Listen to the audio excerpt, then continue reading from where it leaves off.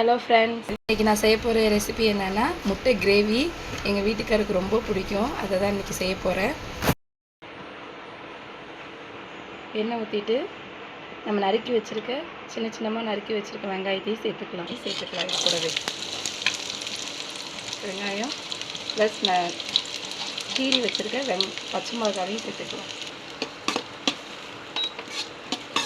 அப்படியே கிண்டி விட்டுக்கலாம். லைட்டாக உப்பு போட்டு கிண்டி விட்டிங்கன்னா சீக்கிரம் வதங்கிடும். அப்படி பதம் வர வரைக்கும் வதக்கிக்கிட்டே இருக்கலாம். இஞ்சி பூண்டு பேஸ்ட் அரைச்சி வச்சுருக்கோம். இஞ்சி பூண்டு ப்ளஸ் சீரகமும் மிளகையும் அது கூடவே சேர்த்து அரைச்சி வச்சுருக்கோம். மிளகு சேர்க்குறதுனால நல்லா வாசனையாகவும் டேஸ்ட்டாகவும் இருக்கும். அது கூட அரைச்சி வச்சுக்கோங்க. அதையும் கூட சேர்த்துக்கலாம்.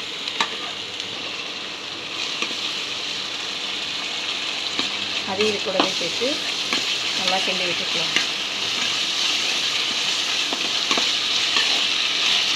போட்டுமே நல்லா வாசனை வர ஆரம்பிக்கும்.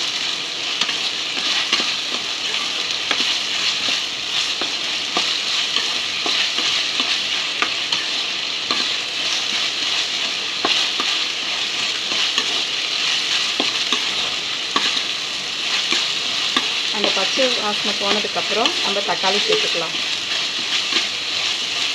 தக்காளி இந்த தடவை நான் எப்படி சேர்க்க போகிறேன்னா, தக்காளியை நான் அரைச்சி வச்சுருக்கேன். 2 மீடியம் சைஸ் தக்காளியை நல்லா பேஸ்ட்டு மாதிரி அரைச்சி இது கூட சேர்த்துக்கலாம்.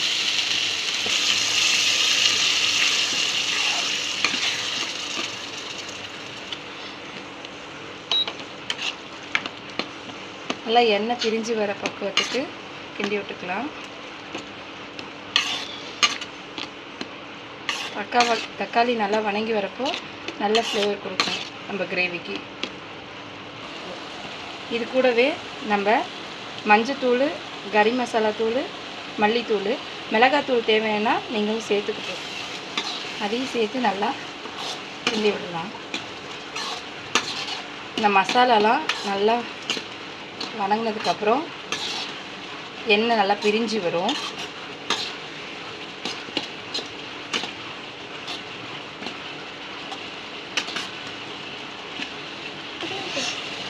எண்ணெய் பிரிஞ்சு வர ஆரம்பிச்சிட்டு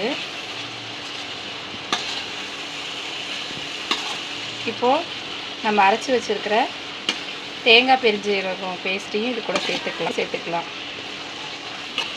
இப்போ நல்லாவே கிரேவி பதத்துக்கு வந்துருச்சு. இதுக்கு மேலே நம்ம தேங்காய் பேஸ்ட்டையும் ஊற்றிக்கலாம்.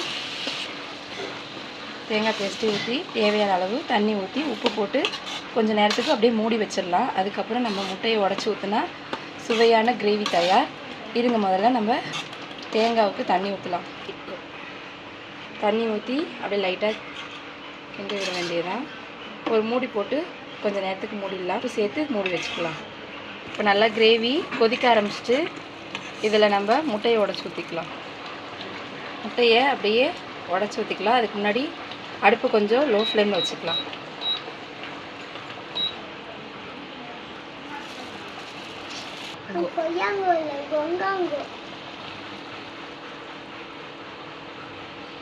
மூடி போட்டு அப்படியே மூடிக்கலாம்.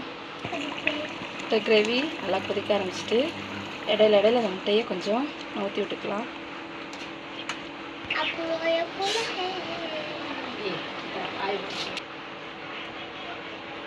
கிரேவி ரெடி ஆயிடுச்சு.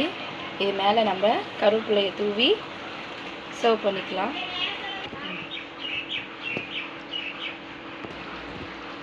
முட்டை கிரேவி தயார். தேங்க்யூ மக்களே, இவ்வளோ நேரம் இதை வாட்ச் பண்ணதுக்கு. நீங்கள் எங்களை சப்போர்ட் பண்ண தான் எங்களுக்கு அதிகமான டிஷ் செய்யறதுக்கு ஆர்வம் தூண்டும். அதனால் எங்களை சப்போர்ட் பண்ணுங்கள். நாங்களும் நிறைய கிரேவி இந்த மாதிரி நிறைய ஐட்டம்ஸ்லாம் செய்வோம். தேங்க்யூ மக்களே. வீட்டில் உங்கள் வீட்லேயும் ரெடி பண்ணி பாருங்கள். சாப்பிட்டுட்டு டேஸ்ட் பண்ணி பார்த்துட்டு அதுக்கப்புறம் என்னை சப்ஸ்கிரைப் பண்ணுங்கள். தேங்க்யூ.